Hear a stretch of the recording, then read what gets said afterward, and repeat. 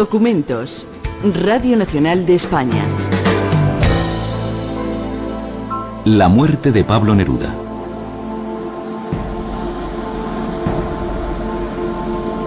Dejé mis bienes terrenales a mi partido y a mi pueblo. Ahora se trata de otras cosas, cosas tan oscuras y claras que son sin embargo una sola.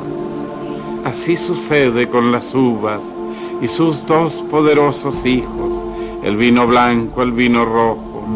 Toda la vida es roja y blanca, toda claridad es oscura, y no todo es tierra y adobe. Hay en mi herencia sombra y sueño. El pasado martes se cumplieron 35 años de la muerte de Pablo Neruda. El poeta, que padecía un cáncer de próstata, se encontraba estable dentro de su enfermedad. Sin embargo, los acontecimientos que vivió Chile aquel septiembre de 1973, con el golpe de Estado de Pinochet y el asesinato y desaparición masiva de ciudadanos, aceleraron su muerte. A pesar de que la causa directa del fallecimiento de Neruda fue un fallo cardíaco, la tristeza y depresión en que lo sumieron aquellos hechos convierten al premio Nobel chileno en víctima colateral del golpe de Estado. Al cumplirse 35 años del fallecimiento de Pablo Neruda, Documentos Radio Nacional de España remite el programa que ofreció el 5 de marzo de 2004, en el que se narran las últimas horas del poeta y su entierro casi en la clandestinidad.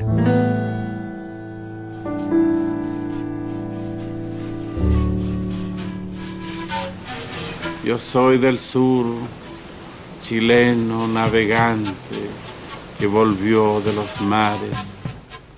No me quedé en las islas coronado, no me quedé sentado en ningún sueño. Regresé a trabajar sencillamente con todos los demás y para todos, para que todos vivan. En ella hago mi casa con odas transparentes.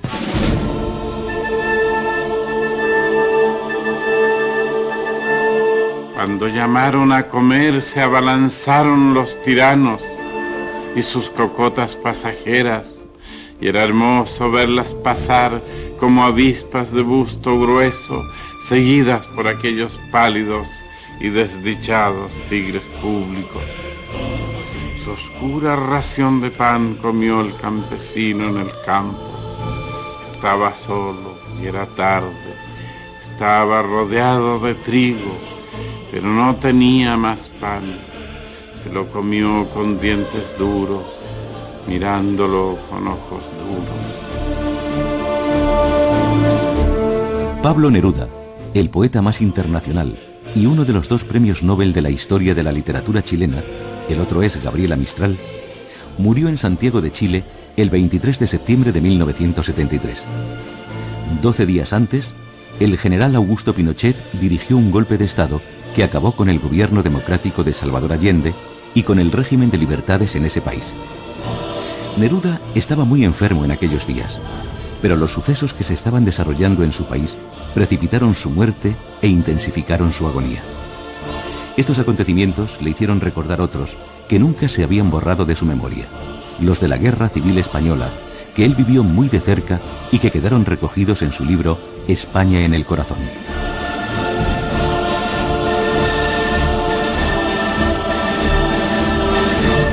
Comer solos es muy amargo, pero no comer es profundo. Es hueco, es verde, tiene espinas, como una cadena de anzuelos que cae desde el corazón y que te clava por adentro. Tener hambre es como tenazas, es como muerden los cangrejos. Quema, quema y no tiene fuego. El hambre es un incendio frío. Pablo Neruda fue un hombre del siglo XX. Compartió muchas de las utopías y de los errores de la pasada centuria y vivió muy de cerca algunos de los acontecimientos que sacudieron el pasado siglo. La Guerra Civil Española fue uno de ellos.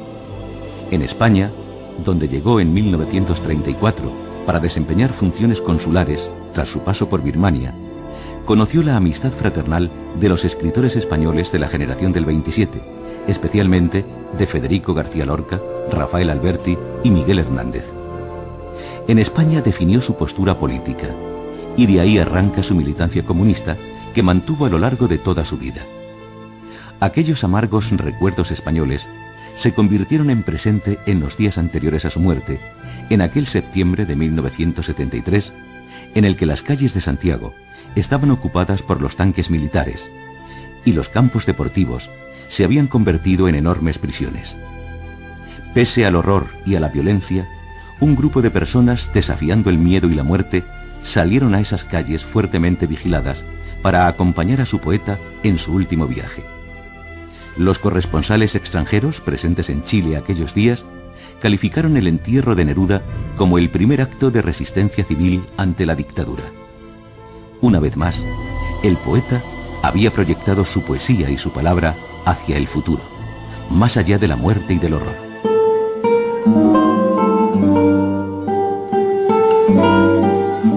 Yo vivía en un barrio de Madrid con campanas, con relojes, con árboles. Desde allí se veía el rostro seco de Castilla como un océano de cuero. Mi casa era llamada la Casa de las Flores porque por todas partes estallaban geranios. Era una bella casa con perros y chiquillos. Raúl, ¿te acuerdas? ¿Te acuerdas, Rafael, Federico? ¿Te acuerdas debajo de la tierra? ¿Te acuerdas de mi casa con balcones en donde... Santiago de Chile, 11 de septiembre de 1973. No tengo otra alternativa. Solo acribillándome a balazos podrán impedirme voluntad de hacer cumplir el programa del pueblo. Una mañana todo estaba ardiendo. Y una mañana las hogueras salían de la tierra devorando seres. Y desde entonces fuego, pólvora desde entonces, y desde entonces sangre. Colocado en un tránsito histórico, pagaré con mi vida la lealtad del pueblo. La historia es nuestra y la hacen los pueblos. Bandidos con aviones y con moros, bandidos con sortijas y duquesas, venían por el cielo a matar niños y por las calles la sangre de los niños corría simplemente como sangre de niños.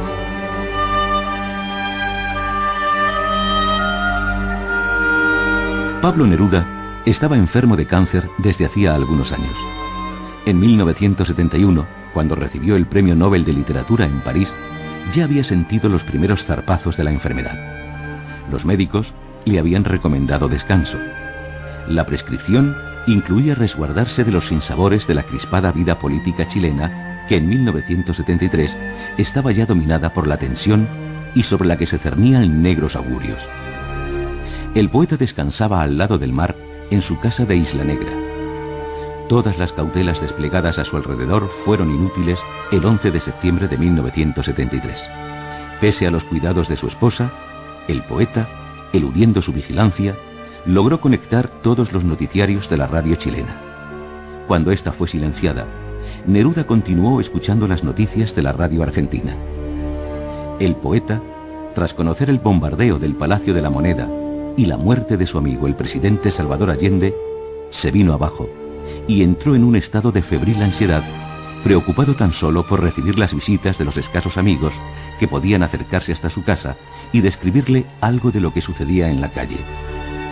Entre estas visitas, el embajador de México le anunció que su gobierno tenía preparado un avión para trasladar a Neruda y a su esposa a este país. El viaje nunca llegó a realizarse. El odio es un pez espada, se mueve en el agua invisible y entonces se le ve venir y tiene sangre en el cuchillo. Lo desarma la transparencia. Entonces, ¿para qué odiar a los que tanto nos odiaron? Allí están debajo del agua, acechadores y acostados, preparando espada y alcuza, telarañas y telaperros. No se trata de cristianismos, no es oración ni sastrería, sino que el odio perdió, se le cayeron las escamas en el mercado del veneno. Después del golpe de Estado, Aída Figueroa, amiga de la familia Neruda. En 1973 era la esposa del ministro de Justicia del gobierno de Salvador Allende. nosotros, Sergio y yo, estuvimos impedidos de ir a verlos a la Isla Negra, donde ya Pablo estaba en condición de no levantarse, ya estaba en cama sin posibilidad de ambulatoria. No pudimos ir porque Sergio era ministro de Justicia, estaba siendo perseguido, tuvo que entrar en la clandestinidad. Su casa en Isla Negra es allanada. Ahora me dejen tranquilo, ahora se acostumbren sin mí. Yo voy a cerrar los ojos y solo quiero 5 cosas, 5 raíces preferidas. Una es el amor sin fin. Lo segundo es ver el otoño. No puedo ser sin que las hojas vuelen y vuelvan a la tierra. Lo tercero es el grave invierno, la lluvia que amé, la caricia del fuego en el frío silvestre. En cuarto lugar el verano, redondo como una sandía. La quinta cosa son tus ojos. Cuando Matilde lo tiene que traer a Santiago en una ambulancia, porque ya la situación era intolerable, de dolor para Pablo, la ambulancia es detenida, bajan a Matilde, cachean a Pablo por buscar si tiene algo oculto en la camilla, en que venía yacente, a pesar de que Matilde dice, es Pablo Neruda, nada. Y dice Matilde en su libro que cuando ella se sube de nuevo a la ambulancia, a Pablo le corrían las lágrimas. Ella dice, primera vez que yo lo vi llorar. Matilde mía, bien amada, no quiero dormir sin tus ojos, no quiero ser sin que me mires. Yo cambio la primavera porque tú me sigas mirando. Amigos, eso es cuanto quiero. Es casi nada y casi todo. Ahora, si quieren, se vayan.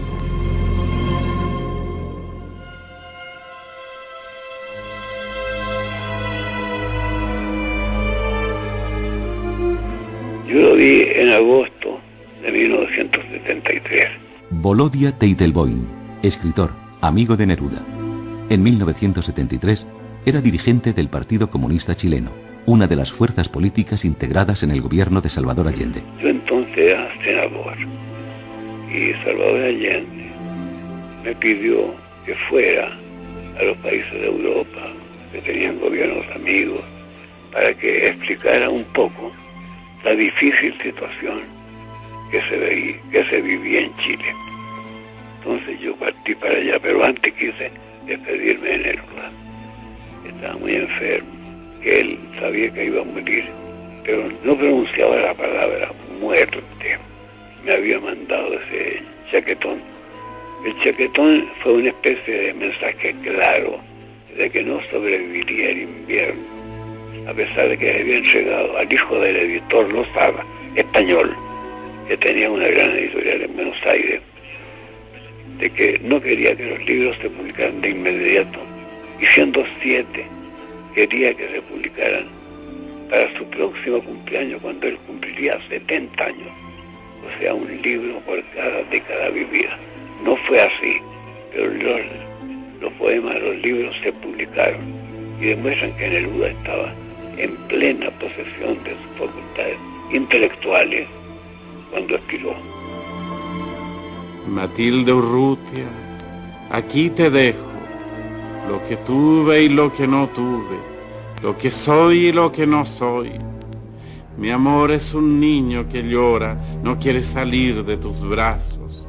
Yo te lo dejo para siempre, eres para mí la más bella.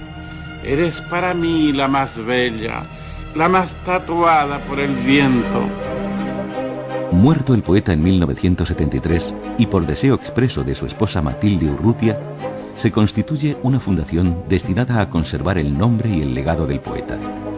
Actualmente, y después de haberse recuperado la democracia en Chile, la fundación administra las 3 casas museo de Neruda y tiene una presencia activa en el mundo cultural chileno.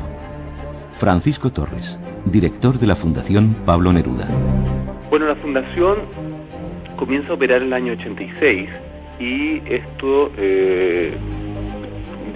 se estructura a petición de la tercera y última mujer de Neruda, que es la Matilde Urrutia. Y Matilde actuó en consecuencia con los deseos de Neruda, que ya en el año 50 intentó hacer una fundación en conjunto con la Universidad de Chile, había trabajado con los abogados. Bueno, finalmente Matilde quien materializa este sueño. Nosotros tenemos un fuerte desarrollo en el mundo de la literatura, tanto nacional como internacional. Cada casa museo tiene un taller de poesía, el taller de poesía de La Chascona es el más importante, se becan todos los años a 10 poetas jóvenes para que desarrollen su obra. También realizamos importantes recitales de poesía, coloquios y congresos en Chile y invitamos habitualmente poetas de todo el mundo. Este año, en enero, que es el primer proyecto centenario, estamos trayendo poetas de Nueva York que van a participar en conjunto con poetas contemporáneos chilenos. Y bueno, en las actividades del centenario que se están desarrollando en España hay muchas actividades en las cuales nosotros participamos en conjunto con la Embajada de España o la Universidad de Alicante o el portal Miguel de Cervantes y en una serie de otras iniciativas. Lo mismo ocurre en México, en Argentina, en Perú, en Francia, en Italia fuertemente. Y yo creo que se va a generar un espacio muy importante el 2004 para Neruda, para los valores o lo que significó esa generación, y también especialmente para la literatura en general. En Chile, para nosotros este es un año de la literatura chilena también.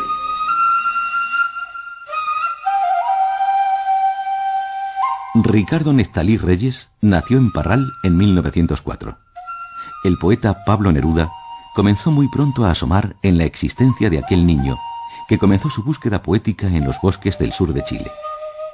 El nombre nace más tarde, huyendo de las violentas reacciones que a su padre le suscitaba tener un hijo poeta. Volodya Teitelboim. Era un muchacho que mandaba poemas suyos a distintas publicaciones desde entonces. El padre descubrió de repente de que su hijo, Ricardo Reyes, lo estaba poniendo en ridículo, porque denunciaba que él, que era un empleado ferroviario modesto, tenía un hijo zángano que no trabajaba en nada, pensaba en la poesía, y para él la poesía, el arte en general, como también la buena voz de tenor que tenía su otro hijo, Rodolfo, le parecía que podían ser objeto de befa, de burla, de ridiculización por sus compañeros de trabajo. Y el padre los castigaba severamente.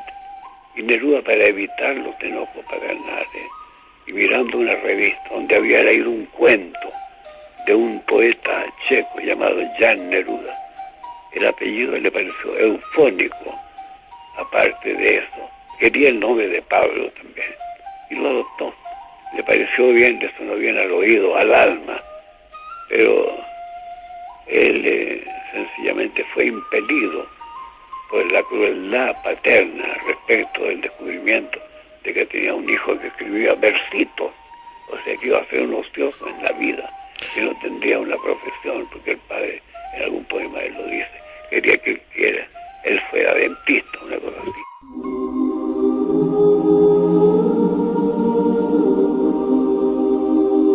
Pablo Neruda es un poeta torrencial, abundante.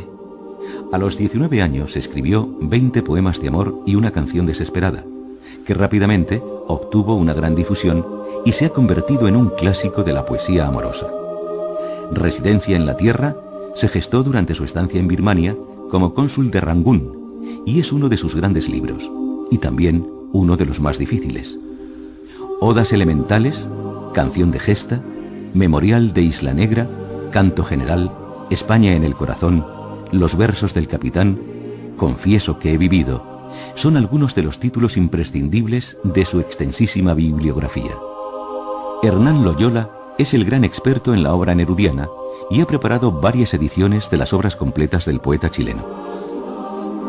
La obra de Neruda, él mismo lo dijo, creo, alguna vez así, es una especie de cordillera, ¿no? Como la cordillera de los Andes, y entonces Canto General y Residencia en la Tierra son la Concagua y el Tupungato, en fin, las grandes cimas de esta cordillera. Yo no diría que Canto General es el único, yo señalaría al menos tres, ¿no? Una sería Residencia en la Tierra, la otra es Canto General, y del Neruda, digamos, último, o llamémoslo tardío por darle algún nombre, yo destacaría libros como Memorial de Isla Negra y sobre todo un libro muy injustamente desconocido como es Las Manos del Día de 1968 o Geografía Infructuosa del 71 o 72. A Neruda se tiende a subestimar la última parte de la poesía, de su poesía, lo cual yo creo que es una gran injusticia que el tiempo contribuirá, creo yo, a corregir. Los últimos libros de Neruda hay libros excelentes y harían la gloria de cualquier poeta, ¿no? A partir de que hablo de los libros que acabo de citar, ¿no? Como Las Manos del Día, por ejemplo. Es como la residencia de Neruda otoñal, ¿no? Ahora, Canto General, obviamente es un gran libro, pero representativo de un momento de esa trayectoria. Pablo Neruda fue un escritor y un hombre de su tiempo, que criticó varias veces lo que él denominaba como intelectualismo estéril. Pese a esta afirmación, Neruda leía constantemente, y su obra estaba sometida a las influencias literarias de su tiempo y a las propias circunstancias biográficas. Una de las influencias literarias más evidentes de Pablo Neruda fue Walt Whitman, el gran poeta estadounidense, cuya huella es visible sobre todo en el Canto General. Volodie Teitelboim. En su casa, de entrada, al lado de la puerta, el visitante podía ver un enorme retrato de cuerpo entero, que era el retrato de Walt Whitman. Y saludó en él el hombre que sumaba el mundo interior al mundo exterior, que cantaba también a la historia, que dedicaba poemas a Abraham Lincoln, que había sido asesinado por ser libertador de los esclavos en Norteamérica. Entonces, el Canto General le agradece mucho a Walt Whitman, y Neruda también lo consideraba el maestro más evidente en su obra, como plena libertad para asumir el hecho social, que algunos sostenían de que la poesía era algo exclusivamente interior, dedicado a los temas sublimes, los ojos de la amada, los crepúsculos, pero que no podía preocuparse de cualquier cosa. Y Neruda se preocupó de cualquier cosa. Fue un poeta objetivista también, que hablaba absolutamente de todo, incluso daba recetas de cocina convertidos en poemas, porque para él todo, como para el rey Midas, que convertía en oro cuanto tocaba, Neruda convertía en poesía todo lo que vivía. O sea, no pedía visas especiales de sublimidad para entrar al terreno de la poesía. La poesía es un dominio general, total, y eso también se lo debe en cierta parte, como ejemplo anterior a Walt Whitman, con lo cual revela que él tenía incluso simpatía por el pueblo norteamericano y hacía diferencia entre pueblos, regímenes, gobiernos que desconocían la paz, que practicaban la guerra, y también el ansia de dominar el mundo entero, porque él quería que cada nación fuera igual a sí misma, que todos fuéramos hermanos y que reinara la paz, a la cual dedicó una enorme labor en aquellos años. En la obra de Neruda se pueden rastrear además otras circunstancias y otras influencias literarias. Hernán Loyola. El rastreo de las influencias en Neruda va siempre acompañado por un tomar en cuenta la circunstancia biográfica de ese momento. Quiero decir, por ejemplo, en 1923, antes de escribir los 20 poemas de amor, Neruda ha leído numerosos libros, numerosos poetas, digamos, de las épocas precedentes, ¿no? de la fase precedente, entre otros Darío, pero Neruda no sigue en ese momento. Justamente 20 poemas de amor va a significar una ruptura con Darío, ¿no? Y con el modernismo, de un modo parecido a la ruptura de Vallejo, de los Heraldos Negros a Trilce, por ejemplo, ¿no? Ahora, en esa ruptura intervienen lecturas que Neruda hizo en los años precedentes y de los cuales hay, por ejemplo, un testimonio en un artículo que se llama Figuras de la Noche Silenciosa, donde Neruda habla de 5 poetas, de 5 escritores que tienen en común haber escrito sobre su propia infancia, sobre la propia infancia de cada uno de esos escritores. Uno es el italiano Giovanni Papini, otro es Baudelaire, otro sería el peruano Abraham Valdelomar, y un chileno que se llama Romeo Murga, y otro francés que se llama Octave Mirbeau.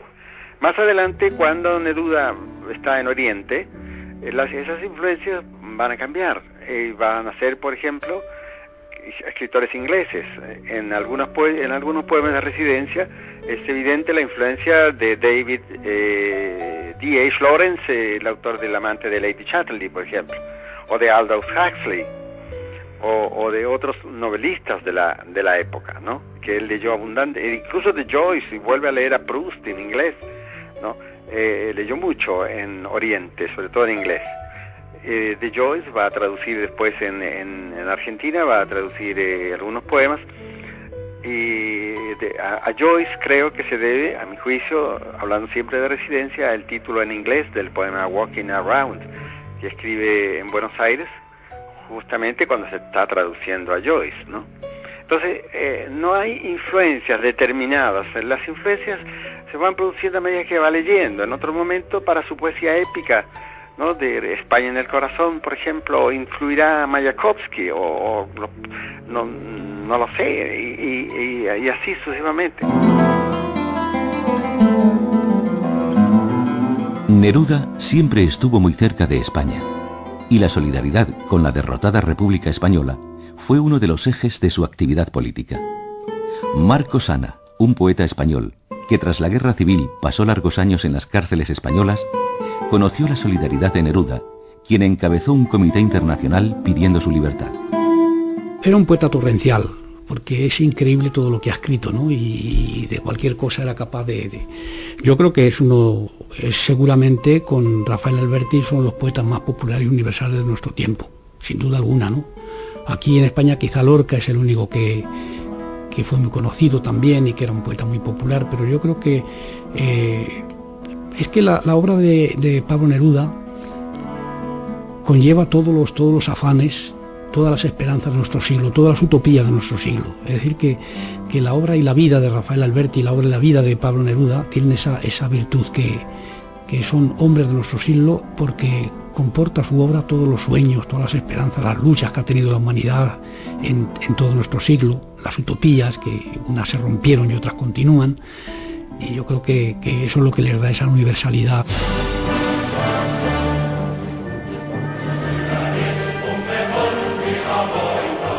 Otro punto de vista sobre su obra es la del diplomático, escritor y premio Príncipe de Asturias Jorge Edwards.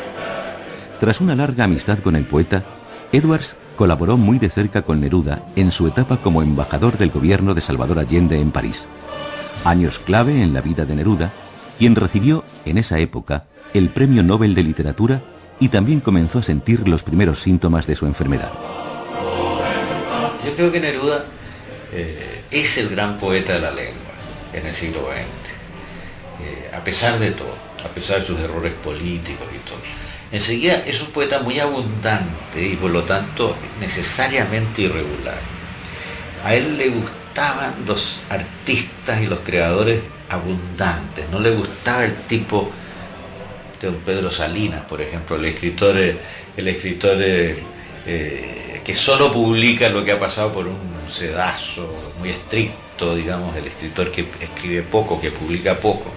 No, a él le gustaba la superabundancia, a él le gustaba Quevedo, que decía, mira, Quevedo escribe poemas de circunstancias, poemas contra una persona y después escribe los sonetos a la muerte. Entonces, le gustaba Picasso mucho, esa cosa de estar siempre produciendo pintura, dibujo, incluso estar en un restaurante y dibujando en la servilleta. Eso era Neruda, ¿no? Y en sus cumbres poéticas Neruda es extraordinario. Y tiene una visión que es curiosamente casi metafísica, a pesar de que él era un materialista.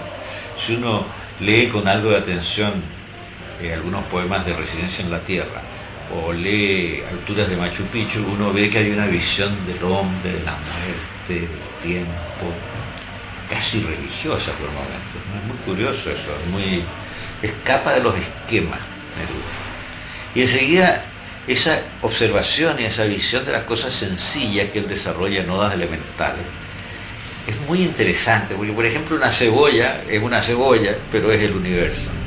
Es el universo de una cebolla. Una visión muy interesante.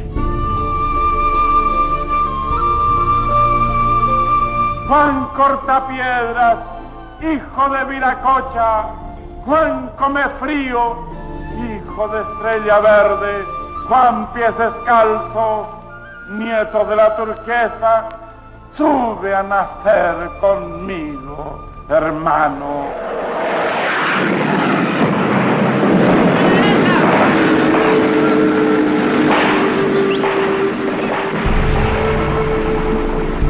Él llegó un día viernes, supe que estaba en la clínica, lo fui a ver el sábado.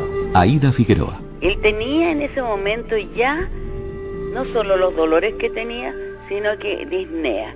A mí me llamó la atención que Matilde hubiera viajado a la isla creyendo que era posible trasladarlo en avión a México a Pablo, porque había un avión mexicano aquí que estaba recogiendo una exposición mexicana que habíamos pensado inaugurar pocos días después y llevarse a Pablo. Y la Matilde creyó, porque en la esperanza no muere, ¿no? Y viajó a la isla, de manera que yo estuve sola con Pablo y pude conversar con él con cierta ilación. La preocupación de Pablo era la gente. Me dice, ¿qué es de la Payita, la secretaria de Allende? ¿Qué es de la fulana, del sutano? ¿Qué es de Sergio, mi marido? Que se cuide, estos matan.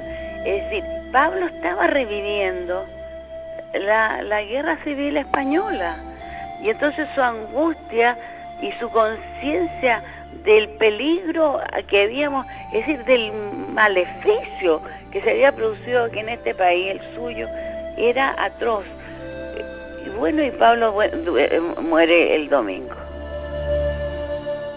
Yo vengo a hablar por vuestra boca muerta, a través de la tierra junta a todos los silenciosos labios derramados, desde el fondo habladme toda esta larga noche.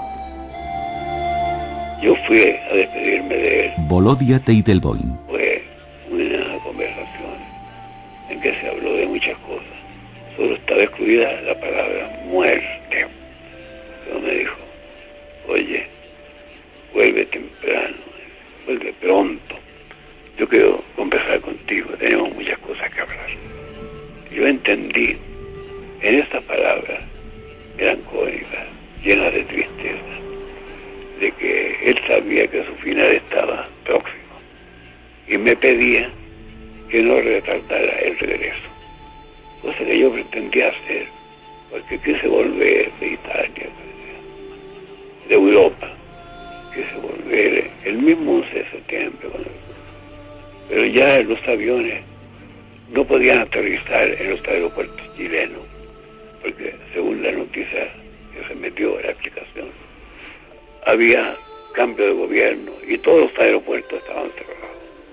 Y después desde Moscú, donde me pidieron que hablara por la radio de Moscú, cosa que hice durante todos esos días, me tocó la triste posibilidad, pero fue una manera de hacerme presente estando ausente, de hablar y rendir honores a Salvador Allende en el mismo día de su muerte, que fue el 11, y luego de pedir a mi gran amigo Pablo Neruda el día 23 o 24 de septiembre, cuando supe la noticia de su fallecimiento, y escribí rápidamente un pequeño artículo para honrarlo y recordarlo en el diario Pravda de Moscú. Así yo pensé siempre que Neruda, sin quererlo en absoluto, porque debió haber tenido funerales nacionales al estilo de Víctor Hugo en Francia, para citar a un poeta, sencillamente murió en medio de la muerte general, como digo, cuando los hombres eran sacrificados como si fueran moscas, sin importar nada a la vida humana. He vivido tanto que un día tendrán que olvidarme por fuerza, borrándome de la pizarra. Mi corazón fue interminable. Pero ¿por qué pido silencio? No crean que voy a morirme. Me pasa todo lo contrario. Sucede que voy a vivirme. Sucede que soy y que sigo. No será pues, sino que adentro de mí crecerán cereales. Primero los granos que rompen la tierra para ver la luz. Una vez muerto lo llevamos a la Chascona por decisión de Matilde, porque la Chascona fue asaltada organizadamente por una tropa de fascinerosos que rompieron todo lo que pudieron, que rompieron vidrio, cristales, losas, sillas, relojes murales, cuadros, todo lo que pudieron romper. Taponaron un canal que corría por la Chascona, cerro abajo, en la casa. Estaba inundado aquello de desperdicio, de lodo, de destrucción atroz. Yo le dije, Matilde, llevémoslo a la casa nuestra. Ellos habían vivido mucho en la casa nuestra cuando venían a Santiago. O si no, llevémoslo a la Sociedad de Escritores de Chile. No, me dijo la Matilde, mientras peor esté la casa, mejor va a estar Pablo. La Chascona, donde lo acompañamos poca gente, había ya mucho terror, y habían pasado 12 días del golpe, 13 días del golpe, ya la gente sabía que había cadáveres por las calles, cadáveres en el Mapocho, que habían sido asesinados Víctor Jara y tanta otra gente que mataron de inmediato, de los que se entregaron incluso al llamado de los bandos. Afilad los cuchillos que guardasteis, ponedlos en mi pecho y en mi mano, como un río de rayos amarillos, como un río de tigres enterrados, y dejadme llorar horas, días. En el caso mío, yo era corresponsal de un diario argentino. Roberto Alifano, periodista, fue amigo de Neruda. En 1973 era corresponsal de un diario argentino en Santiago de Chile. Digamos, yo estaba cumpliendo funciones periodísticas aquí en Santiago. Yo me entero por el llamado telefónico de un amigo. Fue el que me dio esta terrible noticia, ¿no? Que Pablo Neruda había muerto. Yo quedé desolado, conocía la gravedad de su estado, pero bueno, la llegada de la muerte, que es inapelable y esperada, también resulta inesperada siempre, ¿no? Fui a la Chascona, la casa estaba muy mal, en muy malas condiciones, porque esa casa había sido allanada, yo diría devastada por gente inconsciente, por gente ignorante, que destruyó todo, quemó los libros. Después intentaron apagar ese incendio y bueno, el agua terminó destruyéndolos. Después habían roto cuadros, habían roto los vidrios. El lugar donde se lo veló a Pablo Neruda, en ese comedor circular que está en la Chascona, tenía las cortinas quemadas, los vidrios rotos. Hay fotos muy elocuentes, ¿no? Hay fotos muy concretas que muestran ese momento terrible, ¿no? Fue realmente un velatorio desolador el de Pablo Neruda, ¿no? Los amigos de Neruda estaban presos, estaban buscados por la policía o por los militares, estaban refugiados en embajadas, entonces los que se acercaban allí se acercaban arriesgando su vida. Yo pasé toda la noche en el velatorio y, digamos, quedamos muy pocas personas acompañando a Matilde y a la hermana de Pablo, ¿no? Pero estábamos en medio de muebles rotos, vidrios quebrados, cortinas hechas jirones y quemadas. El embajador sueco fue emblemático. El embajador llegó a la Chascona con una gran corona a nombre del rey de Suecia. Él representó el mundo en ese momento y toda la esperanza.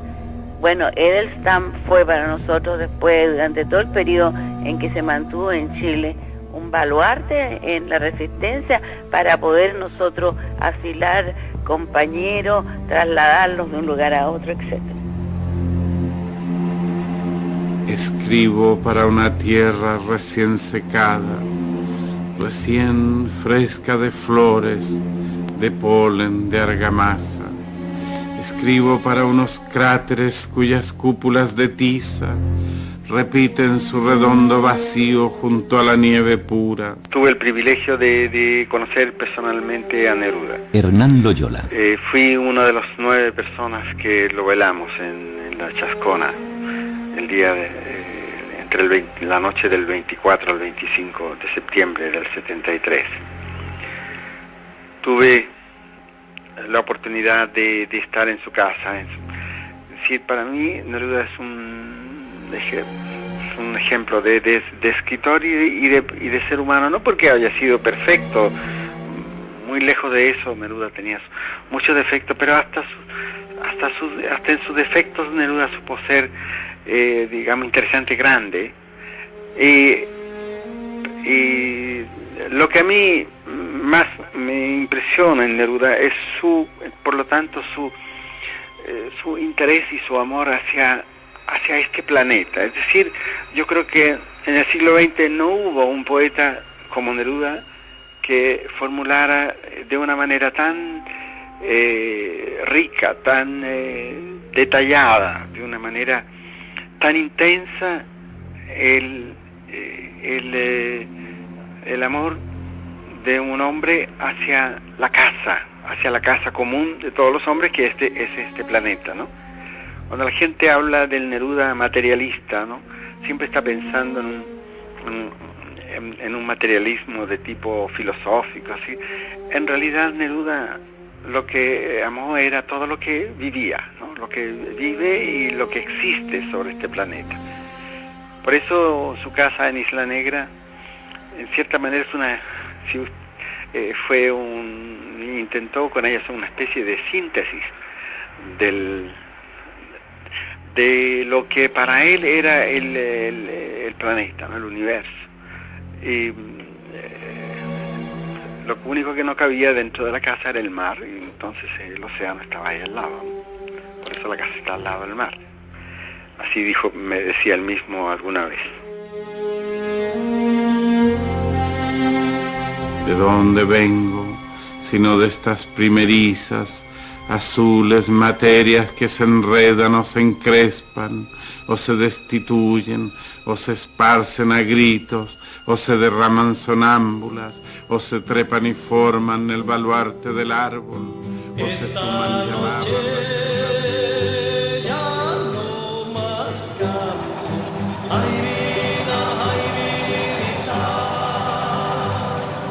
Cuando salió el cortejo con los restos de Pablo hacia el cementerio general, cuando se depositó el ataúd de Pablo arriba del coche fúnebre, se escuchó desafiante el primer camarada Pablo Neruda presente, ¿no? Y el trayecto hacia el cementerio general, que debe estar más o menos unas 25 cuadras o 20 cuadras de la Chascona, fue realmente una marcha política inolvidable, ¿no? yo diría que la marcha política más conmovedora que vi en mi vida, ¿no? Y más desafiante, ¿no? Y más valiente, porque era gente del pueblo que se acercaba para despedir a su poeta.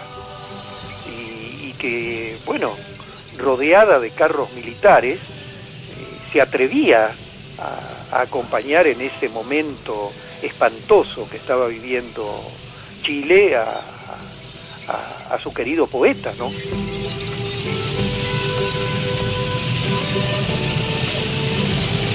Cuando yo estaba esperando que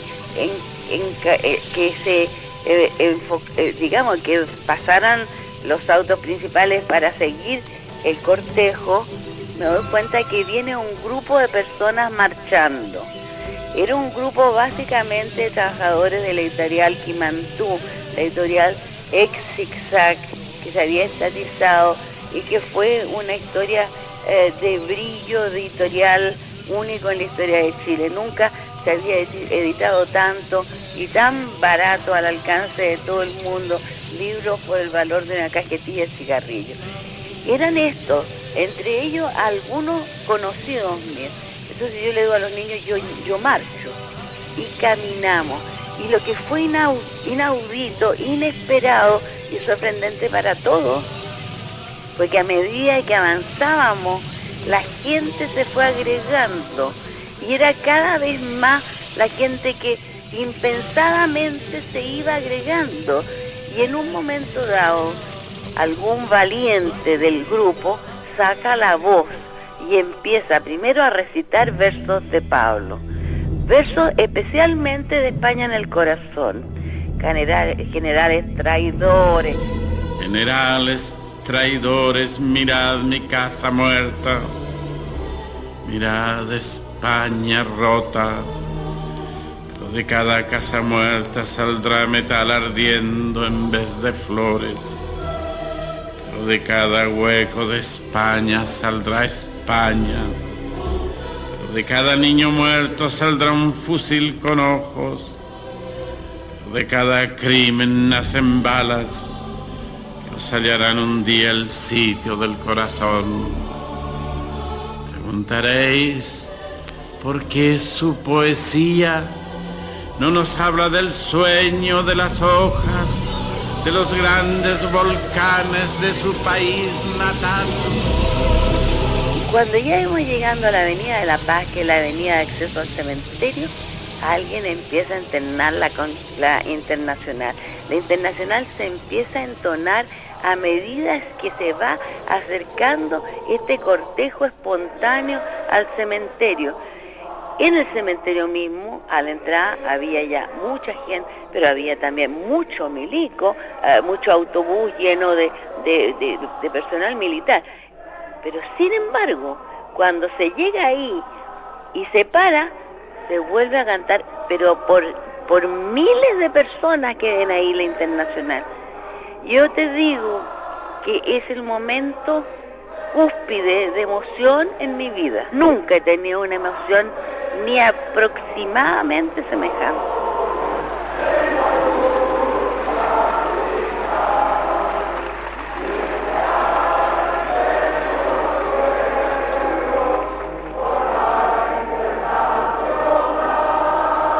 Preguntaréis, ¿y dónde están las lilas? Y la metafísica cubierta de amapolas, y la lluvia que a menudo golpeaba sus palabras llenándolas de agujeros y pájaros. Os voy a contar todo lo que me pasa. Yo vivía en un barrio de Madrid con campanas, con relojes, con árboles. Yo fui detenido al día siguiente, sí, y la pasé bastante mal. Lo que pasa es que yo hablé en el entierro de Neruda. Me pidieron algunos amigos, me pidió Matilde. Yo hablé en nombre de los poetas y escritores hispanoamericanos. Y eso, bueno, apareció en los diarios y al otro día me fueron a detener, ¿no? Bueno, habló Francisco Coloane, un gran escritor chileno. Habló Edmundo Herrera, el presidente de la Sociedad Chilena de Escritores. Una actriz, Graciela Álvarez, leyó poemas de Pablo, y después un joven que apareció de pronto, un joven que supongo que sería del Partido Comunista, que habló a nombre de la juventud chilena, ¿no? A mí me tocó cerrar ese funeral, ¿no? Al hablar uno estaba realmente desafiando a los militares chilenos, ¿no? Porque nos estaban apuntando desde arriba de los mausoleos, ¿no? Fue un momento realmente desolador, un momento terrible, ¿no? Dadme el silencio, el agua, la esperanza. Dadme la lucha, el hierro, los volcanes. Apegadme los cuerpos como imanes. Acudid a mis venas y a mi boca. Hablad por mis palabras y mi sangre. Me tuvieron detenido alrededor de 15 días en un lugar bastante siniestro que era el regimiento militar Tacna, muy famoso porque unos meses antes se había levantado contra el gobierno de Salvador Allende. Ahí viví una gran incertidumbre, ¿no? Viví momentos terribles porque no sabía qué era lo que iba a pasar, ¿no? Me tuvieron en esos calabozos de campaña y, bueno, yo no tenía nada que ver, yo era un periodista que estaba trabajando, un amigo de Neruda, un escritor, no sé, un poeta que digamos que no era un activista político, ¿no? Puedo escribir los versos más tristes esta noche. Escribir, por ejemplo, la noche está estrellada y tiritan azules los astros a lo lejos. El viento de la noche gira en el cielo y canta. Puedo escribir los versos más tristes esta noche. Yo la quise y a veces ella también me quiso. En las noches como esta la tuve entre mis brazos. La besé tantas veces bajo el cielo infinito. Ella me quiso, a veces yo también la quería. ¿Cómo no haber amado sus grandes ojos fijos? Puedo escribir los versos más tristes esta noche. Pensar que no la tengo. La muerte de Pablo Neruda en Documentos Radio Nacional de España. Guión, Elvira Marteles. Narración, José Antonio Ramírez. Realización y edición digital, Miguel Ángel Coleto, Sergio Delgado y Benigno Moreno. Producción, Ana Ramos. Con la colaboración de Carolina González Miranda en Santiago de Chile. Documentos Radio Nacional de España es una serie dirigida por Elvira Marteles. Documento Radio Nacional de España ha reemitido el programa La muerte de Pablo Neruda, que ofreció el 5 de marzo de 2004.